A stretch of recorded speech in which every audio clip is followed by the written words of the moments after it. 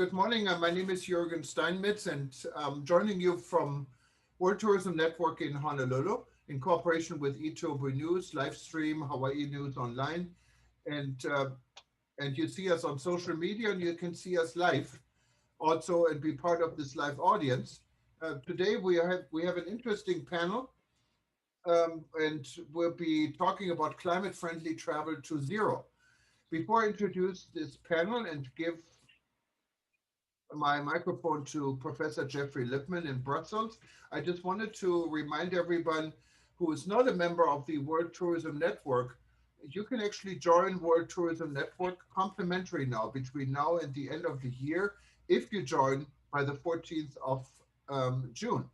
Simply go to wtn.travel, click on join, and you put in the promotional code free 2021. So this should be good incentive to be part of us. And this free offer applies to corporate membership. It doesn't apply to individual memberships because there's a free option already, and it's only $10 a month for an individual membership. We're leaving right now. However, World Tourism Network started more than a year ago in March of 2020 with a discussion, what was known under rebuilding travel. And the entire year we focused on bringing people together from all parts of the world and talking about the implementation of COVID on the travel and tourism industry. So this has gone a long way. Everyone has been on this journey. So we are continuing, and in December we formed an organization, what is the World Tourism Network, what will not only, of course, deal with the COVID crisis, but we see our rightful place in the global travel industry as someone who is focusing on medium to small size businesses in this world. We have members now in 127 countries, close to 2,000, and we're growing. And I can see some of our board members and people that have been with us from the very beginning, like Peter Bryan from Tanzania, Marika from the Tour Guide Association in Washington, D.C., and of course, everyone on this panel today also has been part of our audience. I wanted to welcome Modi Astudi in Indonesia. She has been with us for a while. And many of you, I cannot mention all of them, and they're coming in, but we have a loyal followership of people all over the world. Now, without further delay, I'd like to give this microphone to Jeffrey Lipman, and also, of course, welcoming Vijay. Vijay, I'm so sorry. I know you for so many years. I'm going to call him Vijay. Not stumbling over your last name. It's even more difficult than my last name for some people. But Vijay has been leading and chairing our aviation group, and World Tourism Network has interest groups. And aviation, of course, is very important. Vijay has been with us also from the almost from the beginning. And he is a consultant based, an aviation consultant, very well known in this business for many years, based in Singapore. And he was a VP for Etihad Airways before. And we have Paul Steele, he's joining us from beautiful Switzerland. And Professor Jeffrey Lipman, I think doesn't need much of an introduction, joining us from Brussels. So Jeffrey, the floor is yours and the microphone is yours. Thank you very much, Thomas. And again, thank you to you and World Tourism Network for facilitating what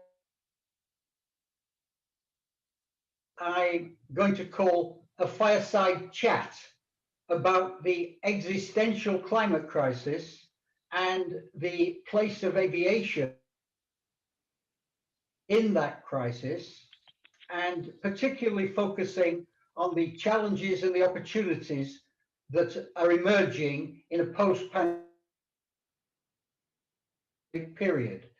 And I'm not going and we might start with the G7 and the fact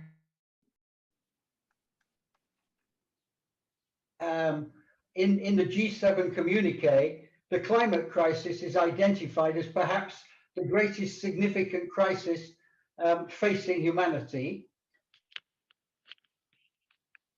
And the reality that if we don't fix this in a very relatively short time period, then life is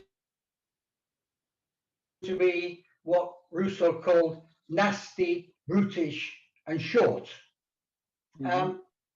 It's getting worse. Paris Agreement talked about 1.5 degrees. According to the latest statistics, we are already sitting at 1.2 degrees. And the World Meteorological Organization has said there's a significant chance in a recent report that we will pass 1.5 degrees within this decade. And that means terrible weather extremes, floods, ice caps melting, forest fires, dreadful hurricanes, and of course a massive climate migration. Some people are projecting 100 million climate refugees if we get to that stage. Is a pivotal part of the global socio-economic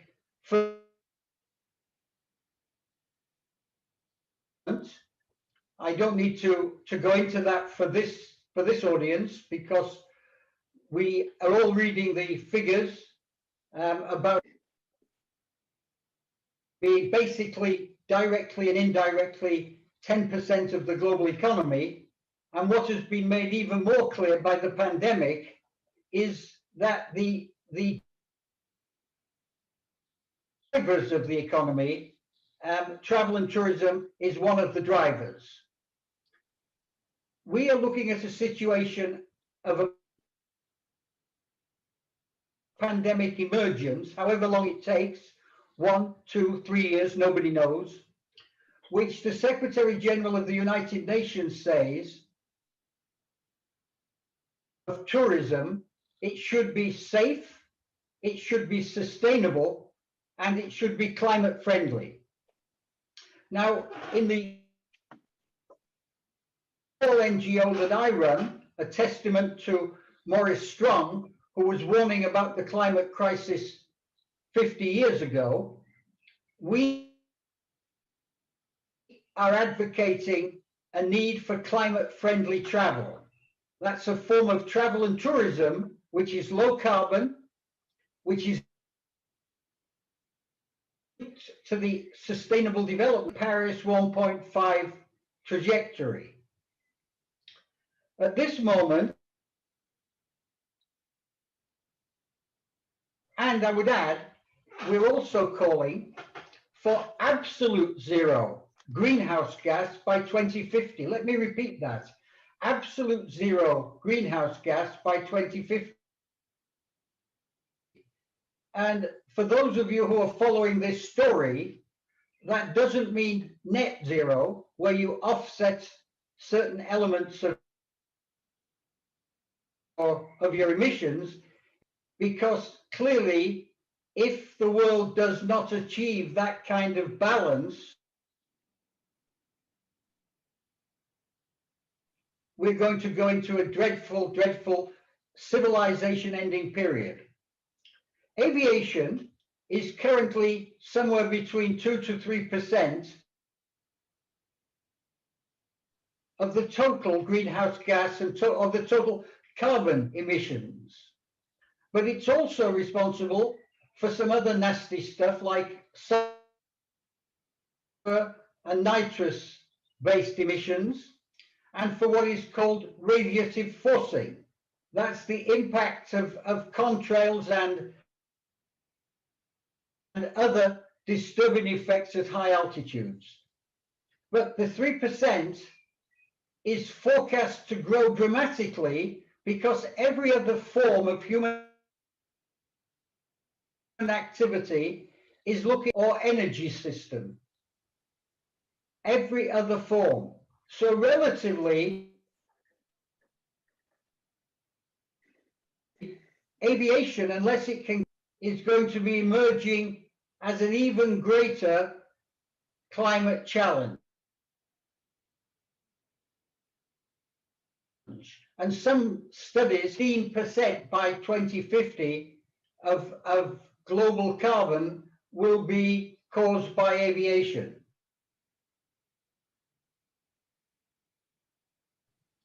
The question that can this be fixed?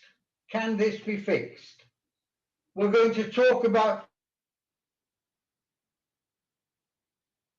things like short-haul electric plane fuel mandates, hydrogen propulsion, and some other big technology. Said we have 3 world experts with us, and in this order I'm going to ask them to give us some thoughts. First, Paul Steele, the former and a long-time sustainability campaigner as the Chief Operating Officer of WWF. And Paul will be followed by Vijay Poonoosamy, former VP of Etihad as Senior Executive Legal Officer at Air Mauritius. I met Vijay the first time at the first ICAO World Air Transport Conference, the honor of being the president of that conference. And last but not least, Chris Lyle, former director of the Aviation organization and an advisor to the UN World Tourism Organization,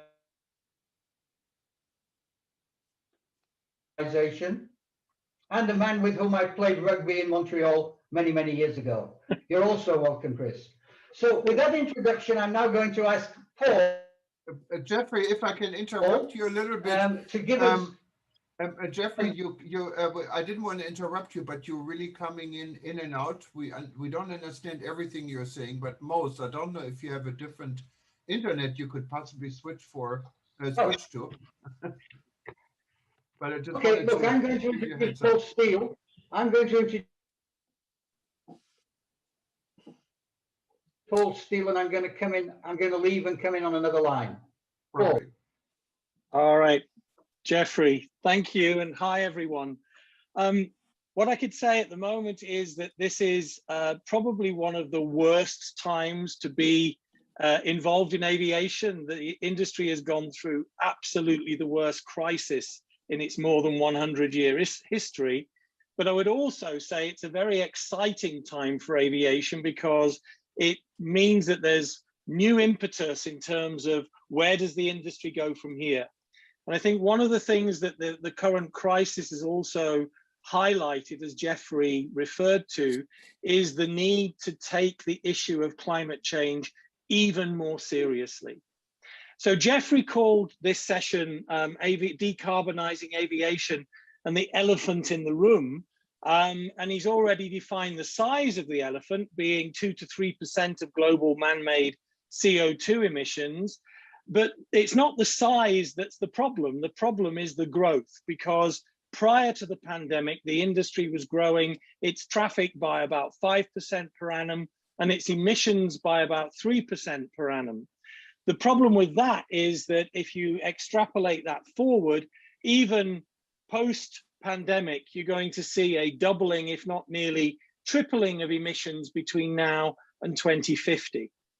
Now, there is some good news in that the industry has been working on this for quite some time. There's been a huge focus on improving fuel efficiency. And over the last decade, the industry has actually improved its fuel efficiency on average by 2% every year. They've also set back in 2009 what were then ambitious targets of trying to stabilize emissions at the 2020 level, and then to try and reduce emissions by 50% compared to where they were in 2005. And the good news is that that work has continued and it goes on. The problem is the big question is that enough? And of course, in today's world, with today's pressures, we can say that definitely it's not. So the industry needs to make an even bigger effort in terms of trying to address its impacts on climate change. There are already, as I said, measures in place. There is a global agreement on trying to limit emissions at what is now the 2019 level, not the 2020 level. But that is not going to get us to where we need to be, either at carbon neutral, which is where I think the industry might want to go next, or if it comes to carbon zero, which is where Jeffrey was saying the world needs to be, that is a huge challenge over this period of time. What's the problem? The problem is simple. Aviation uses one type of fuel, it's called kerosene. Every ton of kerosene it burns, it creates 3.16 tons of CO2. So the name of the game historically has been trying to reduce fuel burn. But the name of the game going forward is going to be trying to replace kerosene as the fuel of choice for the aviation industry.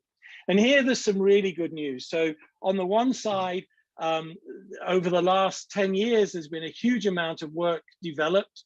There are now 7 different pathways to producing what is called sustainable aviation fuel, largely produced from biological sources, but I will stress right up front, not from crops, which cause issues with deforestation, water use, and land use problems, but most of these fuels are being produced from waste materials, household waste, and also industrial waste. So there are 7 pathways that have already been developed to produce fuels that can be mixed interchangeably with kerosene, at the moment up to a 50% mix, and in the near future, it will be able to be used at 100% in existing aircraft. So you don't need to change the configuration of the aircraft. So that's a really exciting opportunity. If we got that right, we could reduce aviation's CO2 impacts by between 65 and 80% right there. So what's getting in the way? Well, largely, it's a matter of cost, it's a matter of investment, and quite frankly, in my view, it's a lack of joined up thinking by many governments around the world in really understanding the opportunity that sustainable alternative fuels represents. The other key developments are looking at completely different types of fuels, so what are called Syn Fuels, made from carbon capture, where you can actually take carbon out of the atmosphere and turn that into jet fuel. And there are other projects looking in the longer term at liquid hydrogen, for example. I'm not a fan of liquid hydrogen right now because there are enormous challenges that need to be overcome in terms of the production, the energy that needs to be put in there, the distribution, and you would have to redesign potentially the whole aviation fleet, which is a massive undertaking in itself. So for me, sustainable alternative fuels is the way to go. As I said, what is needed there is a new paradigm, a new thinking about how to make this happen. At the moment, it's individual airlines working with small fuel producers, and that is never going to deliver the scale that we are going to need in order to solve the problem. So we need something big. We need to think bigger. And Jeffrey, I'll give him credit for this, has called for what's known as an aviation moonshot. The same sort of thinking that Kennedy took into consideration in thinking about how to get a man on the moon. We need to rethink that for aviation. Aviation has its own UN body, which is the International Civil Aviation Organization. Chris will talk about that, I'm sure, in a moment. We have the next triennial assembly coming up in 2022, and that would be a golden opportunity to put more pressure. ICAO does not have a long-term emissions reduction goal, but also I think we need to put a lot more on the table in terms of getting governments united around the idea of promoting and prioritizing sustainable alternative fuels for aviation. So Jeffrey, I'll leave it right there. As I said, it's a huge challenge, but in my view, the solutions are there, but it needs a massive, massive push in order to get us over the line that we need to get to by 2050 or beyond. Paul, thank you very much for that.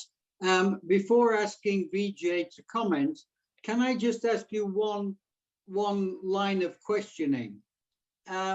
Everything I buy into your view on the importance of sustainable aviation fuels.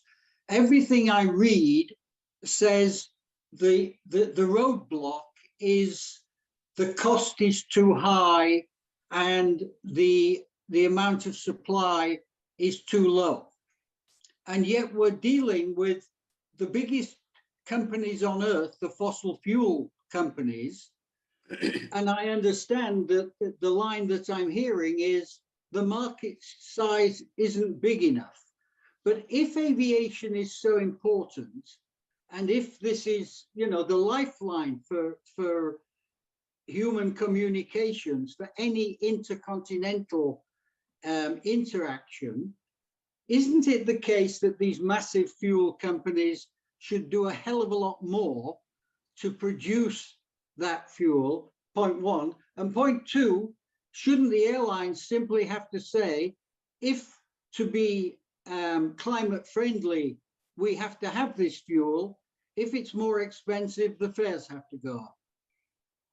Well, Jeffrey, I think, look, the observation at the moment, we're in this horrible, what I call it, the valley of death. Okay, we did all the technical development work, and it's now the challenge of how do you actually commercialize and scale up production and distribution of these fuels.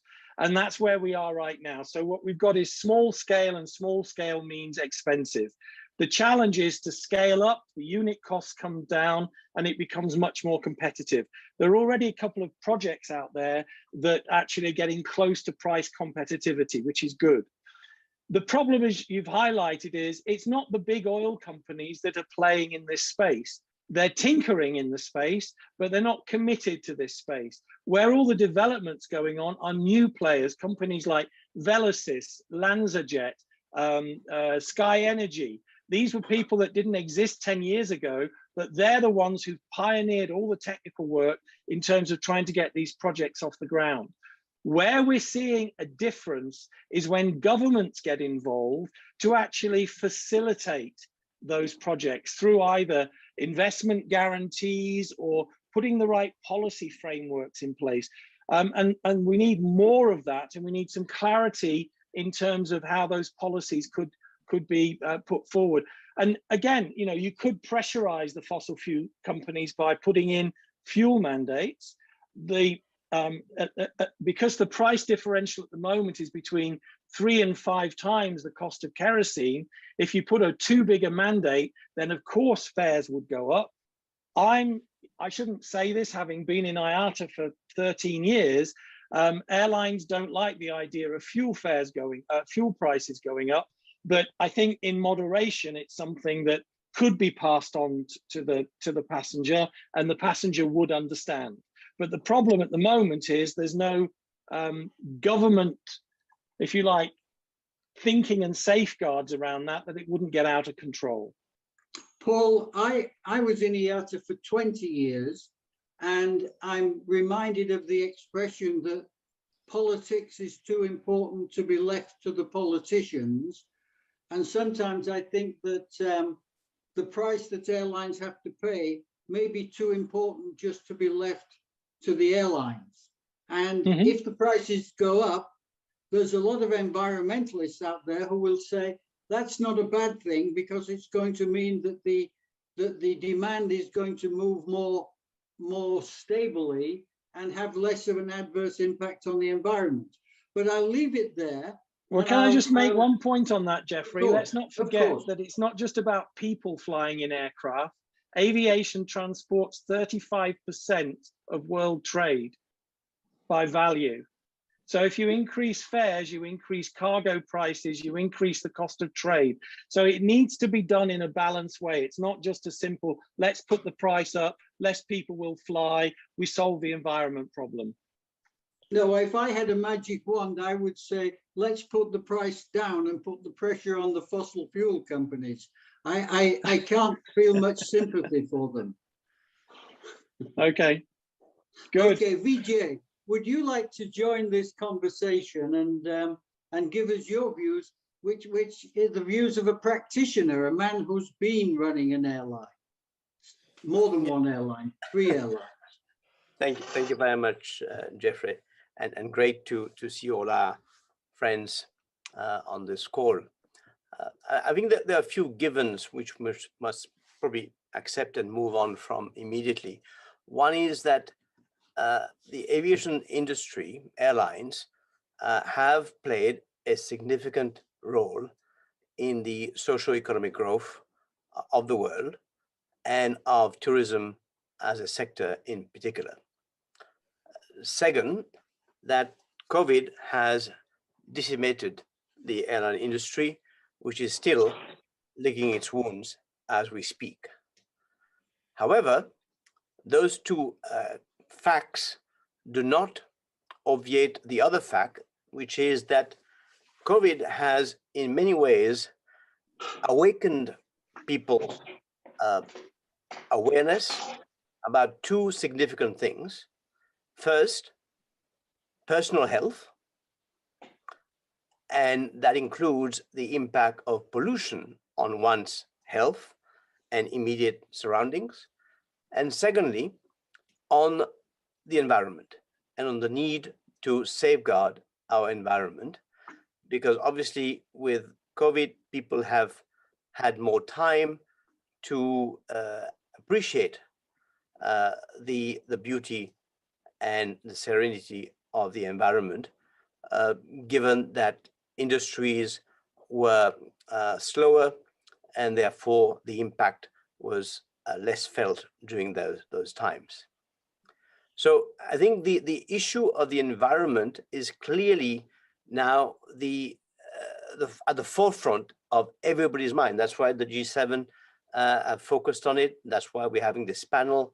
And I think the industry, the aviation industry, would do well to actually deal with that issue and be on the front foot, as opposed to being on the back foot, trying to emphasize its contribution to socioeconomic growth, which is not being denied.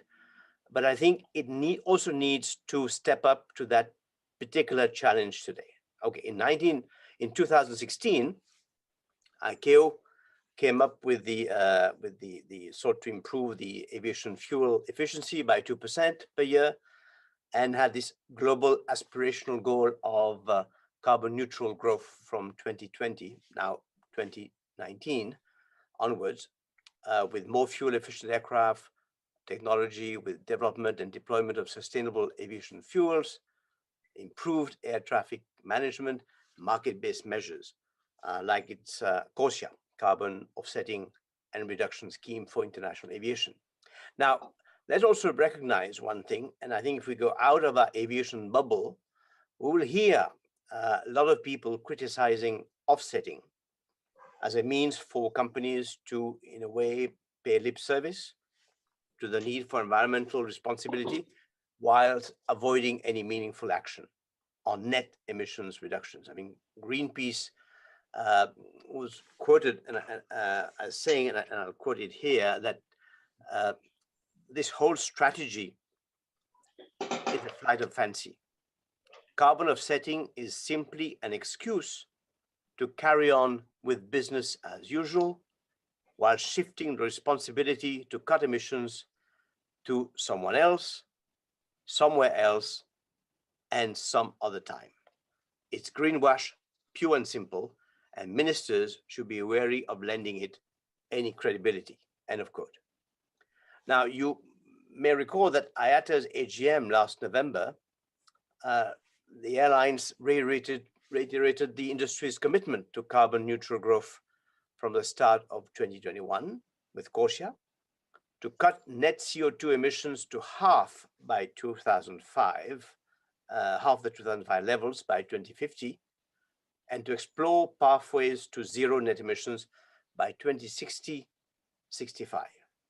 Now, I take the view that offering to balance good and harm, or to do less harm, or even to do much more good than harm, are clearly not as powerful and meaningful as committing to only do good.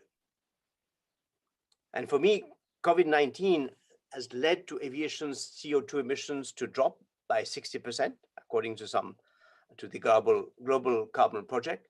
And I think that provides an incredible window of unexpected opportunity. Admittedly, during the airline industry's worst financial nightmare, for all aviation stakeholders to come together and credibly and diligently address its environmental challenges. Mm-hmm. Thank you, Jeffrey. Okay, Vijay, I'm sorry, I'm in some sort of reverie. As someone born in England, every time I hear you speak like the perfect English gentleman, and you say things in such a courteous fashion. I want to pick up just before asking Chris to comment on this, because Chris is a real expert on this. I just want to pick up that point that you made. The industry position, and Paul is one of the people who crafted it, says that by 2050, we will reduce our emissions to 1/2 of 2005 levels. That's what the industry is saying, 1/2 of 2005 levels. And almost everyone else in the world, in society, is saying that by 2050, we will have a net zero. The UN is advocating, is organizing a race to zero, which all the big companies in the world are becoming a part of. Don't you think, Vijay, that the industry position of 1/2 of 2005 levels by 2050 is the same sort of cop-out that we saw with something like the Warsaw Convention, which held back reasonable insurance rates for so many years? It's a group of self-interested airlines making a declaration which is frankly Neanderthal. Question, what do you think, Vijay? I think, I mean, it's a fair question, but I think to be fairer, we need to put this in context. When the aviation sector came up with its, let's say, environmental mitigation plan, it was the first sector in the world to do so. And from a zero commitment prior to this to delivering, let's say, 1/2 the emissions by 2050 was obviously a significant improvement. Now, in today's environment, with hindsight, you can say this plan does not go far enough. But let's be fair, at the time it was devised, it was progressive. Obviously, time has caught up with it, and it's time to actually revisit that plan. That's why I keep saying that I think rather than the industry delaying doing this, the industry should actually take a step up, take a step forward, and basically take the lead in doing the right thing. Not because that's what the right thing to do, but that's because what they believe in. We believe that the license for this industry to survive will depend on its ability to come up with a credible plan of action to actually significantly reduce and have meaningful targets for its emissions. And I think the important thing in doing this, I think, is to highlight that this cannot be done by the aviation sector, aviation airlines alone. All the stakeholders must join in there. And I think that's where the airlines can push, because the airlines are end users of fuel, of aircraft, of air traffic control systems, which we all know need to be significantly enhanced to be environmentally more credible, which means that rather than basically trying to play it safe in some ways, the airlines should take the lead and push the other stakeholders to actually step up by saying, because if you look at the basket of measures which ICAO adopted, we've been focusing so much on offsetting, on CORSIA, but the other elements to me are just as critically important. So that CORSIA should be the sort of default last kind of resort kind of thing. We should be focusing on delivering more fuel efficient aircraft technology, more sustainable aviation fuels, and climate friendly air traffic management.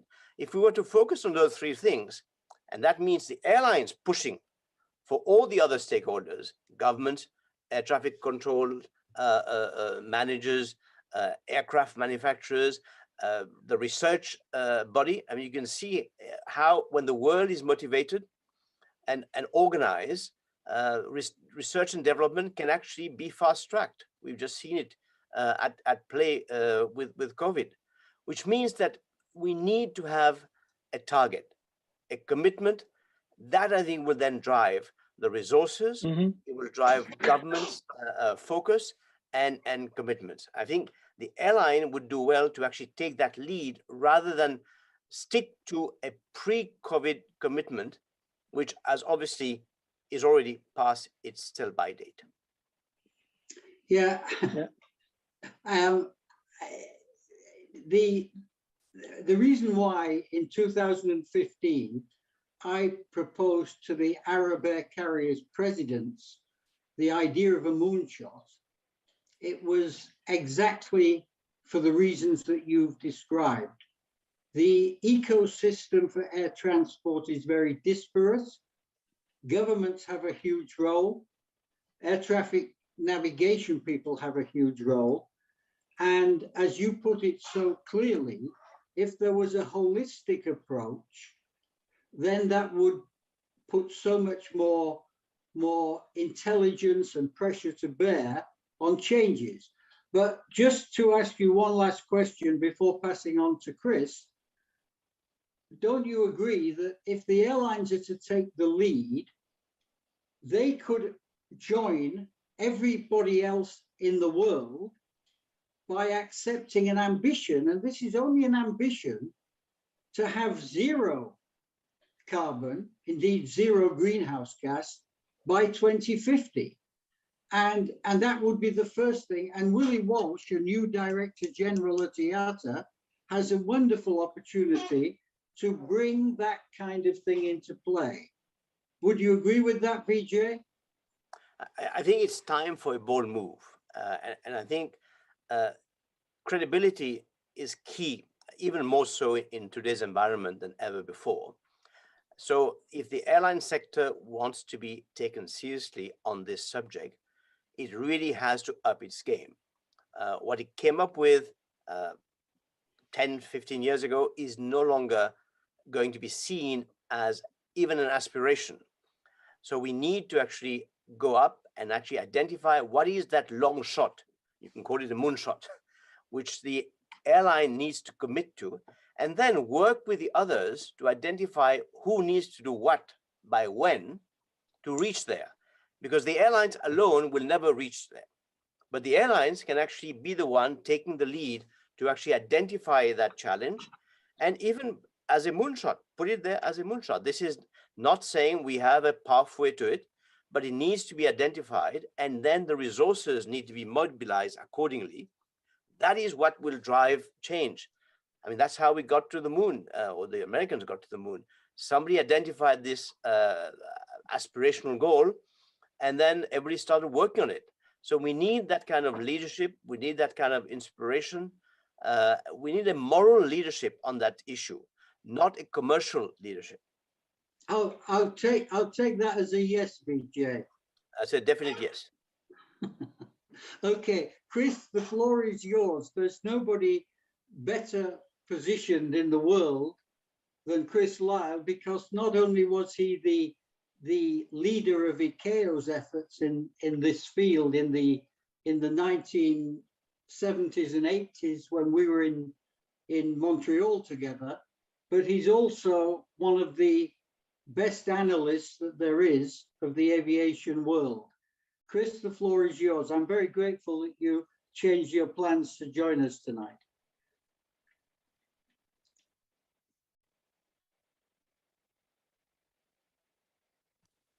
Chris, please unmute yourself. We cannot hear you. You're muted. Now you go. Now. Yeah, I thought you had muted me. Okay. Thank you very much, Jeffrey. That's a very generous introduction. I should say that when we used to play rugby together, I was famous for dropping the ball. So hopefully I won't do that today. I'd like to talk. You asked me to talk about whether ICAO was a leader or a follower, and following on from what Vijay was saying, and what you have talked about, the moonshot. One of the difficulties, of course, is that the original moonshot by the United States was by a single country. ICAO has 193 member states. It is very difficult to get them all on the same page. And I don't think ICAO per se has ever been the leader. It's tended to wait for industry. Having said that, I think it's definitely a leader, and necessarily so, given that it's a global issue, and you have to have a global issue. And I think it's beginning to change. In Europe in particular, we've seen governments taking a lead beyond the airlines, and hopefully some of that will transfer across into ICAO.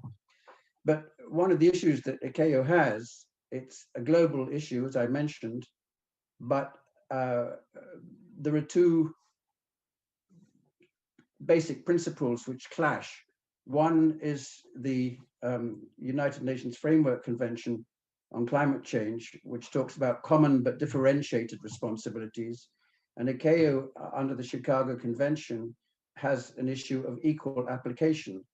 And that context is very difficult to put together. And you have to congratulate ICAO for coming up with CORSIA, the carbon offsetting scheme, because it managed to package the two together. But as we have seen, it's based on offsets, and I would say it's not a last resort. In fact, it's the primary tool in ICAO's basket of measures at the present time. And another unfortunate problem with it is it's based on carbon neutral growth, which means that everything below 2019 issues is not covered. And yet these emissions continue to go into the atmosphere every day. I must say that ICAO continues to do great work. It's done great work, particularly on raising the profile and action by individual countries. It's developed a number of state action plans, which I think is great. And they've had a series of something called the Global Aviation Dialogues, which have really spread the word and raised the profile and got people thinking about the issue. And in the past 18 months, it has perhaps become the global leader through various issues, including in particular something called stock-taking exercises, which were very informative and very impressive. The problem, though, I see, is that how on earth do you turn that into government policy, given that you've got 193 contracting states? The present issue, too, I think, as Paul has spelled out, I think the key way forward certainly for the next 20 years is sustainable aviation fuels. Sustainable aviation fuels, notably waste-based fuel, to avoid the ones that Paul said, and synthetic e-fuels, are the primary and the necessary means of bridging both the time and emissions gaps, pending a substantial contribution by things like fuel cell electric and hydrogen-powered aircraft. But present fuel production of SAF, sustainable aviation fuels, and take-up are negligible. We've heard very high costs. There's an urgent need to get things going. So we have to move forward, and some of the thoughts that are out there, and this is where ICAO itself runs into difficulties. One of them is we need progressive sustainable aviation fuel blending dates by governments and commitments by airlines. And on the price issue, if you increase the blending mandate slowly, then you also increase the price slowly. And that's the only way you can do it anyway, because it would take too long to get these mandates up to very high levels. We also need, I think, tax credits for SAF suppliers, both producers and the airports. And again, that is a difficult thing for ICAO to handle. I believe we need levies on aviation fossil fuels, but this is in the past, this has been rejected widely, but I think they should be ring fenced, so that you put a tax, say a carbon tax on aviation fuel, but you ring fence it towards sustainable aviation fuel production and purchase. It would be nice to have certified sustainable aviation fuel products as in CORSIA, but here again, this issue, you get people like Russia and Saudi Arabia who are opposed because they're not that enthusiastic about sustainable aviation fuels. Rather more, in the case of Saudi Arabia, something called low carbon aviation fuels, which are just cleaned up fuels from kerosene. We also, it's interesting to see that people like Lufthansa and United now applying offsets to fuel by airlines through corporate customers, which I think is great. At the same time, we need sustainable aviation fuel investment guarantees and green financing by governments. Again, that's difficult for ICAO. And I would like to see, something we need to do is to prioritize applicable alternative fuel production to the aviation sector. The aviation sector is very different than the rest of the transport and global world, other economic world, because it doesn't have any alternative at the moment to kerosene fuels. So much of what is required, I believe, is beyond aviation, never mind beyond ICAO. And it really goes to the responsibility of individual governments and perhaps people like the EU. And at present, one of the issues is that international aviation is treated separately under the global regulatory framework. This is dating back to the Kyoto Protocol in 1997, where international aviation is not included in the national budgets, something called nationally determined contributions, which means that, and it's given through ICAO. This means that it takes some of the pressure off governments. There is a trend now towards saying that it should be included in national determined contributions, and in fact there's a move for this to happen at COP26 in Glasgow this year. And that does not mean you're taking away the role of ICAO. It simply means you're putting more pressure on governments to do something individually or through ICAO. And it's also a myth that people say that international aviation is not covered under the Paris in order to get it across the floor. So this is not to say that ICAO will not continue to play a key role. It will certainly retain responsibility, will always have a key role, particularly on something called monitoring, reporting and verification, actually assessing how much CO2 and other gases is shoved out by the aircraft, and saying how much governments are doing something about it.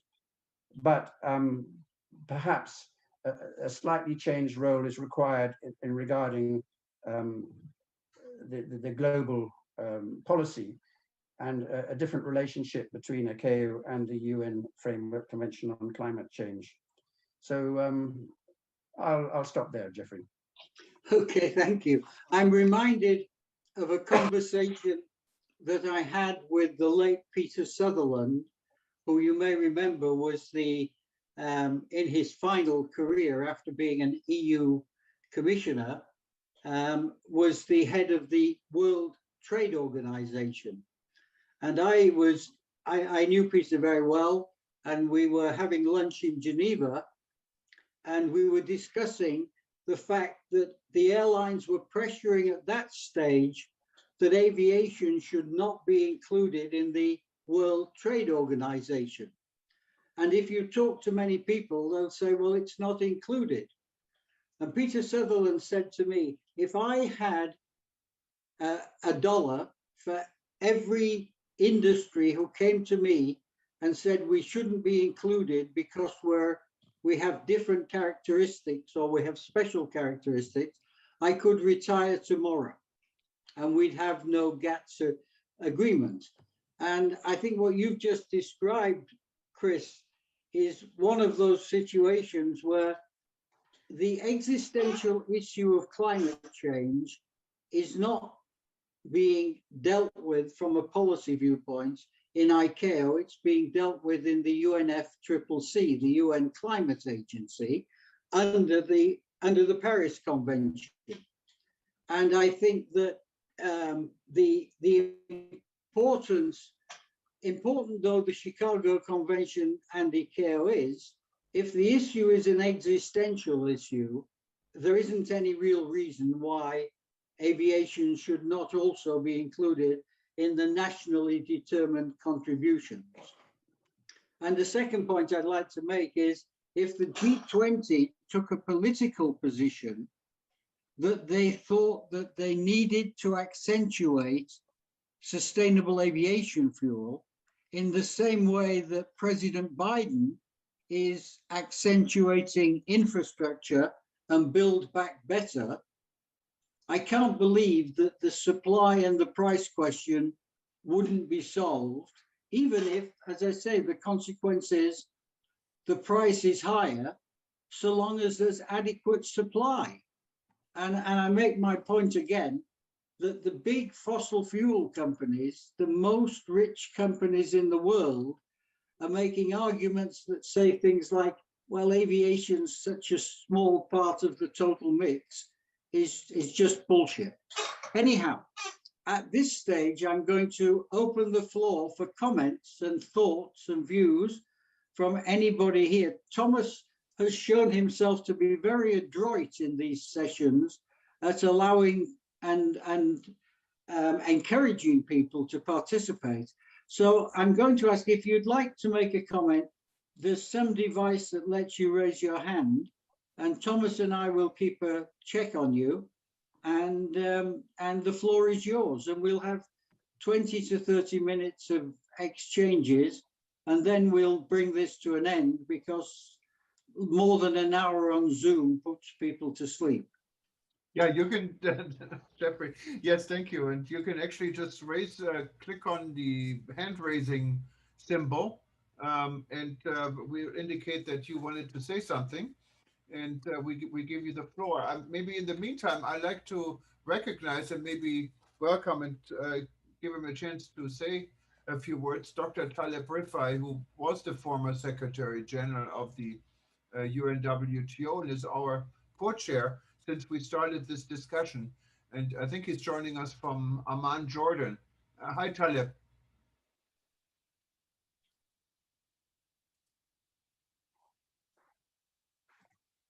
Hello, how are you?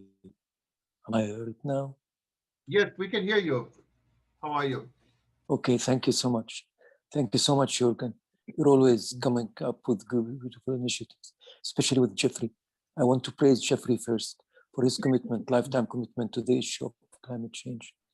And thank everybody here, Paul, Vijay, Chris, all good friends. I want to say something now as a non-expert in aviation. I know nothing about aviation. I can't speak like Paul does about the efficiency of fuel, what fuel to use or not to use, or how to make fuel more efficient, or to use fuel or not to use fuel altogether. What I can speak about is the contribution of aviation altogether to carbon emission in the world. Jeffrey said it's 3%. Well, 3% is 3%. It's not 30% and it's not 0%. It's 3%. We need to be very serious about it. Let me be clear here. I'm for 2050 being a target for zero emission. But I don't think we should waste so much time and energy in climate change just on aviation. I think aviation companies, especially manufacturers and airlines, have done a great job so far. And I don't think it's fair to put all the blame on them. Now, Jeffrey knows very well, 70 to 75% of carbon emission comes out of cities. And people are going to be living more and more in cities. Growth of mankind is not going to stop. Nobody's going to stop it. And by the year 2030, more than 50% of the people of the world are going to be living in cities. So cities are going to have to grow. Emission will grow. Now, I think that's a more worthwhile battle to fight. I'm not saying don't fight this battle, Jeffrey, don't misunderstand me. I think it's a very important battle because aviation is very, very important.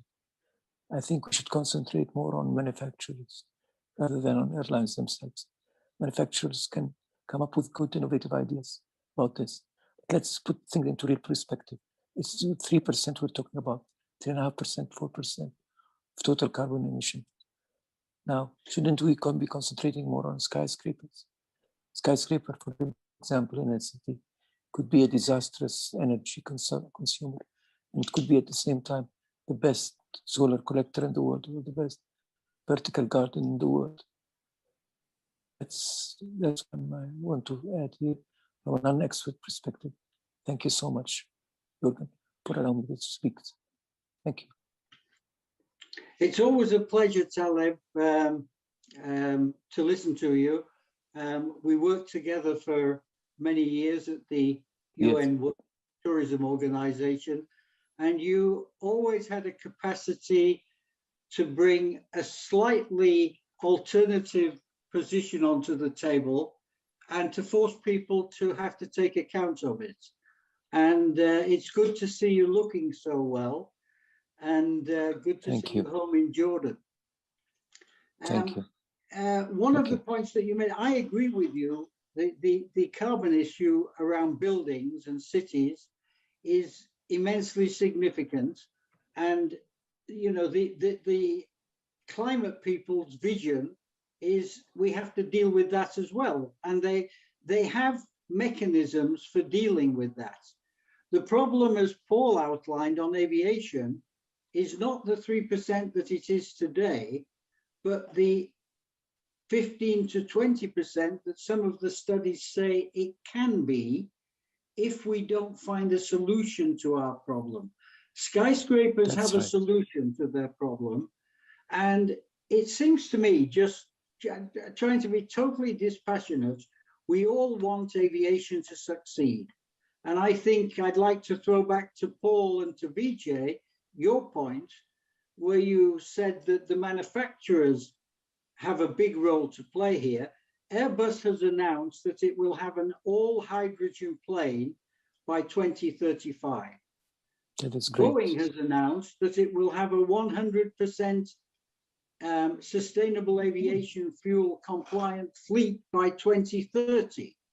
So to Paul and Vijay, and Chris, if you want to comment, isn't this the sort of mid-term solution or significant solution, even though it means that the aircraft, that the airlines, Paul, will have to re-equip significantly?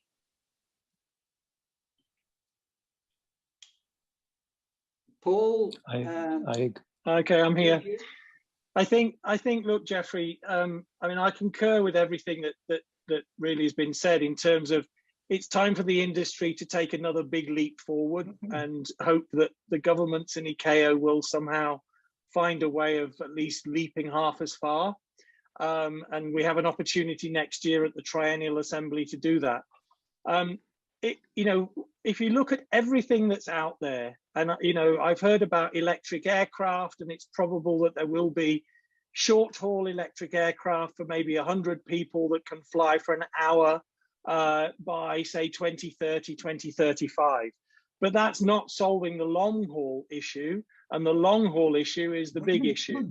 And that's where you need creative solutions. And the only viable one right now is sustainable alternative fuel made from biomass. The work on hydrogen, even though Airbus made that announcement a few months ago, my understanding is that they're getting a bit nervous about that, because looking at the technicalities of producing, distributing hydrogen and not just converting, but replacing what by then will be something like 50,000 aircraft around the world, is a huge undertaking. And so I think, you know, I'm always nervous about trying to go for something that everybody thinks is the holy grail, which is hydrogen, when there is a solution out there that's being underexploited at the moment that could make a significant impact on the emissions of CO2 today. And remember, there is a cumulative effect on CO2. So every ton we can avoid emitting today avoids that accumulating into the atmosphere in the future. So for me, the priority has to be on the short to medium term to begin with. Yes, we can work on hydrogen. Yes, we can work on electricity, but let's maximize the opportunity that's there. It's such an exciting thing. 10 years ago, that didn't exist. Yeah, and the point that I think it was Chris made about the waste, household waste to SAF, that produces a virtuous circle, because you're solving the waste problem and solving the aviation fuel problem at the same time. And I can't for the life of me see why there hasn't been more investment in that particular activity. But that is happening, Jeffrey. And I think, you know, you're absolutely right, because I mean, I quickly looked at some numbers. I mean, in the EU alone, there was 184 million tons of household waste produced in 2018. And most of that, a big chunk of that, just went to landfill. And if it goes to landfill, it produces methane, which has an even greater impact on climate change. So by using that to convert it into jet fuel, you're avoiding the landfill issue, you're avoiding the methane issue, and you're actually reducing CO2 emissions. That's exactly what they're trying to do in Schiphol Airport. There's a company called Sky Energy doing that. And British Airways and a company called Velocys are doing that in the UK to supply London City Airport with fuel made from household waste from 5 boroughs in the east part of London. Good. Thank you very much, Paul. We have Dr. Julian Zarbin. I think you're joining us from Malta, if I'm not mistaken. Yes, Thomas. Raising his hand. How are you? Yes, Thomas, thank you very much. And congratulations to Jeffrey and yourself for this initiative, which is, you know, you have such wonderful, you know, think tanks. My only worry, Jeffrey and Thomas, are that all the think tanks and all these talks are great. You know, I mean, even the initiative, Jeffrey has a lifetime commitment to climate change and proper responsible travel. He's even gone as far as in Malta setting up courses for climate change and for travel. This is you know, to be recommended worldwide. What worries me is, where are the politicians? Where are the decision makers? There seems to be a gap between the politician, you know, even in Malta itself, you know, little Malta itself, but everywhere around the world, there seems to be this gap between politicians, academics, researchers, and practitioners. And we always seem to talk around the same thing. We've been talking about sustainable and responsible travel for nearly close to 40, 50 years now. And, you know, very little has changed. We now need to step into the next stage. We need to get things moving. I know that, you know, you can plant a little seed and that'll grow into a wonderful tree. That's something, you know, which I know Jeffrey is very used to doing. But we need to do this very urgently, because otherwise what's going to happen, we're going to go from one think tank to another and very little is going to be put into practice. You know, otherwise, you know, it's wonderful every time to listen to you and to participate in all these discussions, Thomas, but I hope that we can move into the next stage very, very soon. Thank you. And I couldn't agree. As you're talking, Julian, I'm thinking, first of all, thank you for your kind words. I'm thinking of something really practical that could be done at COP26. And Paul, I'm throwing this to Paul Steele. The dreadful air passenger duty in the United Kingdom is raising billions of dollars a year, which is going from airline passengers into the treasury. Wouldn't it be wonderful if the British government, as a host of COP26, channeled that money into investment into waste to aviation fuel? Wouldn't that be a good thing? And wouldn't that be a good thing for all of the carbon taxes that are coming up in the future? And they will come up and they will be law. If the governments could make commitments that they would transmute that into support for sustainable aviation fuel. But Yeah. Jeffrey, I mean, in an ideal world, I would 100% buy into that. Unfortunately, I've sat through too many meetings in Her Majesty's Treasury in the UK where they always trot out the same line, which is Her Majesty's Treasury does not hypothecate taxation. So basically, you know, you give us your money and we put it in our pockets and we do with it what we want.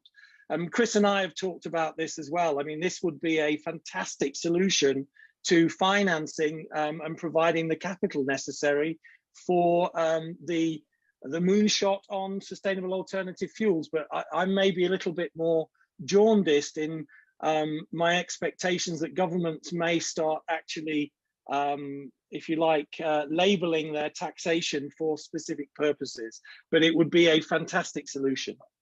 But to pick up Julian's point about nothing coming out of think tanks, what if you, Paul, and you, Chris, and me, and some others wrote a paper that we put through somewhere to COP26 through one of the mechanisms that we have a link to, and also put to people like IATA, I'm sure they would get behind an intelligent repurposing of the APD and preempting governments from grabbing the funds from carbon taxes and put it into the promotion of sustainable aviation fuel with a strong emphasis on household waste.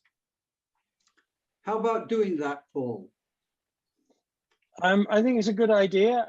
There's various, let's say, initiatives in train already, both in preparation for the COP, but also I think for, you know, we've got to look forward and remember it takes a lot of preparation time to get governments familiarized with things. So I think the other opportunities I mentioned before is the run up to the ICAO Assembly in the fall of 2022.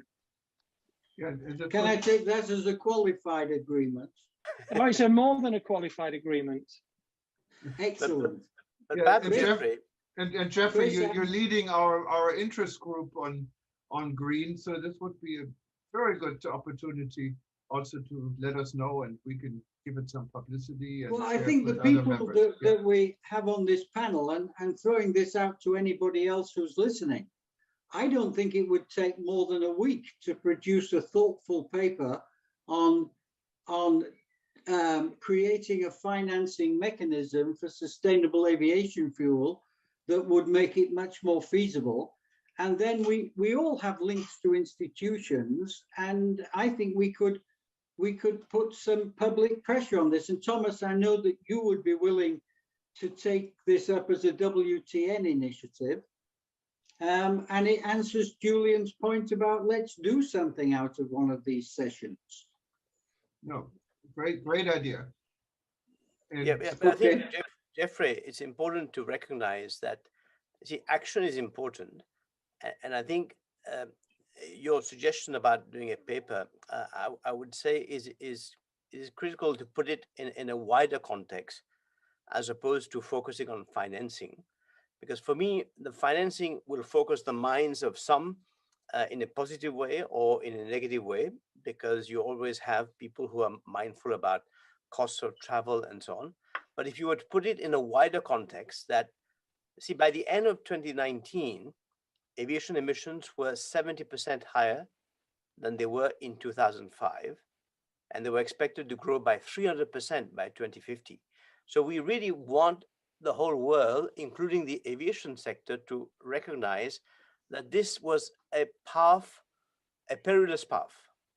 And in some ways, COVID has halted that path, which has given us a reason to pause.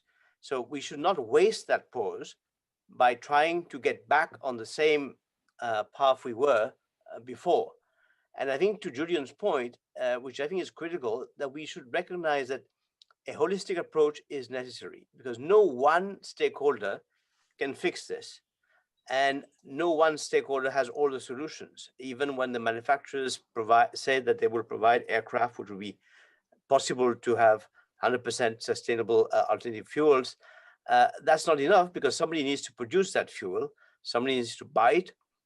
So I think everybody must work together, and this is where governments have a role to play in terms of bringing all the stakeholders together. And the stakeholders are obviously the airlines, the aircraft manufacturers, the air traffic control providers, the researchers, the research and development people, people who can think outside the box and really connect the dots. Because what you don't want also is great ideas which actually are great for aviation in some respect, but actually cause even more harm somewhere else. So somebody needs to look at this in a bigger frame, but recognize, I think it has to start with, where do we want to end? We clearly do not want to end where we were destined to end before 2019, which was a 300% growth in our emissions by 2050. We want to have a real challenging target, which we set. We said, this is where we commit to. And now how do we get there? And this is where your idea, Jeffrey, of actually getting people together to devise then the plan to get us there from where we are today, so that by next year we have made some improvements and we keep improving towards until we reach our target. This is where you build credibility, because you're moving positively on your journey, and you actually get people to buy into what you're trying to do. But all stakeholders must be brought to the table. And that, I think, is where ICAO can play a definite role. It cannot allow itself to be led. It has to lead this initiative. Vijay, you've just written the perfect preamble to the paper. You inspire me, Jeffrey. No, wonderful. And because Thomas records everything, like the US Justice Department, he is. We have all the information available. I'm quite taken taken by Julian's thought that it would be nice if something came out of this. I don't think it would do any harm to have the ICAO assembly as an ultimate focal point, but it would be a lot of fun to have COP26 as a way station with a real emphasis, and taking Vijay's point about we need to have a holistic approach, but a real emphasis on SAF and the intelligent use of the APD, I think could get a massive amount of support. No, a great idea, and hopefully we can follow up on this, Jeffrey. When I'm going through our chat room, I know we're now a little bit an hour and 15 minutes into this discussion, so we have to wrap it up. But I see there's an active discussion going on, and Peter Bayern from Tanzania has been leading this discussion almost. I don't know, Peter, if you wanted to say something or add something to what you put up in writing there. Thank you, Jürgen, and good evening to everybody. Two things leap out at me. One is that in all these discussions, we never talk about the individual. We always talk about the governments. The governments have to do this. The governments have to do that. The institutions have to do this or that. But actually, Jeffrey, I'm addressing you on this. You know the statistics on how many people really care about their footprint, how many people are really buying into sustainability with their actions, where they stay, where they go. I'm a hotelier, but I've also been in domestic aviation. So I know, for example, this is the other problem I want to bring up, and that is the issue of approvals for new fuels, new engines, new aircraft. Paul and Vijay, I'm sure, understand this much better than I do, how long it takes to get approval from the aviation organizations. And that may require inter-country approvals. For example, some countries may not want aircraft arriving in Addis Ababa or Nairobi or somewhere else that have a different kind of fuel for which they have to be prepared for issues like fire, accident, and blah and blah and blah. So there's an international system. Of course, it's part of ICAO, part of IATA responsibility, but it takes forever to get these things through the hoops. So I'm wondering, look how we fast-tracked COVID vaccines. Are we thinking about fast-tracking these developments in aviation? And on top of all of this, I think again and again and again, we have to bring the story home to people that their actions also matter. In the chat room, we were talking about how some governments are looking at insisting on people traveling by train rather than taking short-haul domestic flights. I'm all for it. I think that's brilliant. But you've got to get the people on board because we're supposed to be democracies. And but to your point, Peter, on the first point, I think that the young people have a different mindset. I say this not only from looking at what Greta Thunberg did with the no-fly movement in Scandinavia, but just as Julian said, we're running a course at the moment. We've had 30 to 40 young people from around the world, and their mindset is different. They are prepared not to fly. They do have a very strong view. And if you put that in the context of Vijay's 300% increase, as you move forward over the next 10 to 20 years, I think these people will let their voices be known. And if the industry isn't seen to be responsive, then I think you'll get a lot more no-fly movements.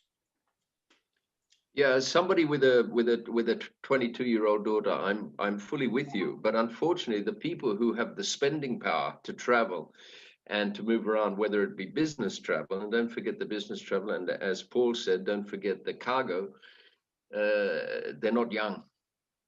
Actually, many of them are unemployed thanks to COVID, or many partially employed or have had their job chances dented. So we can't wait for them to come on stream as the main spenders on travel. So I hear you and I agree with you, but not sure we have time for that. Okay. No. Well, we don't have anyone raising a hand right now. There is an active discussion still going on in chat, and this can continue. This also can continue on World Tourism Network. And if anyone else wanted to add something to it, please raise your hand now. Otherwise, I think we can, if that's okay, Jeffrey, bring this to an end today and look forward to the next discussion and some action. So we can report about results, what would be wonderful. Yeah, Thomas, Jürgen. let me just say that I think it's time to bring it to an end, but I'll take a responsibility to engaging with Paul and Chris and Vijay and putting the framework of what would not be more than a 6-page paper together, which focuses particularly on the APD and Boris Johnson making a huge, generous effort in the interest of the world community in doing nothing, which would be a problem because the money's only sitting in the Treasury, so he could just repurpose it. And we could argue that, Paul, that that's not really the dreadful hypothecation, it's simply a repurposing. No. Well, thank you very much, Thomas, and you have the floor back. No, thank you very much. And thank you, Jeffrey, Vijay, Paul, and Chris for being on this panel today. I think we all learned a lot, and hopefully we can take home a lot out of this. And we're looking forward to continue our conversation. Also, thank you, Peter, Taleb, and everyone else for making a contribution. Also wanted to recognize, I call her Snow White in Serbia. She's leading our educational forum. She's always with us, and thank you for this. And if you wanted to, if you wanted to listen to it or watch this again, it'll be on our YouTube channel. You can link to it from World Tourism Network, or simply go to livestream.travel. We're also going to show this probably for the next day or two live on eTurbo News. So this will be repeated, and hopefully a lot more people will watch what we have been discussing here today. Other than that, I'm looking forward to my morning coffee at 6:30 here in the morning now in Hawaii, and and start a beautiful Hawaiian day. And for those that are about to go to sleep, like Vijay, I think it's a little bit past midnight or 12:30 in the morning in Singapore. Thank you, everyone in the world, for joining us. Paul and Jeffrey, I know it's evening, and you have a nice dinner. And same to you, Peter. And it's great to have all of you on board. And thank you again. For those that are listening to us and don't know anything what World Tourism Network is about, just go to WTN.travel, and hopefully you can join us. Well, I can only say aloha from my part of the world, what is Hawaii, to everywhere else. And thank you again, guys, and we'll see you soon. Bye-bye. Thank you very much. Thank you very much, Thomas. Bye. Thank you. Thank Thank you. you, Thomas. Thank you. Bye-bye. Thank you. Bye-bye, Bye-bye. Jeffrey. Bye-bye, Jeffrey. Bye, Julian. Thank you for your Bye-bye. contribution. Bye. Bye, Jeffrey. Bye-bye. Bye-bye, everyone. Bye, Paul. Bye, Paul. We'll be in touch. Bye. Thank you, Jeffrey. Bye. Mario, Bye. thank you. Arrivederci. Bye-bye. Budi. Bye-bye. Tiana no, I'm sorry, I forgot my thank you in Indonesia. How do you pronounce it again, Moody? Tell me. Bye. She's muted. She doesn't want to talk to me, but that's fine. Okay, see you guys later.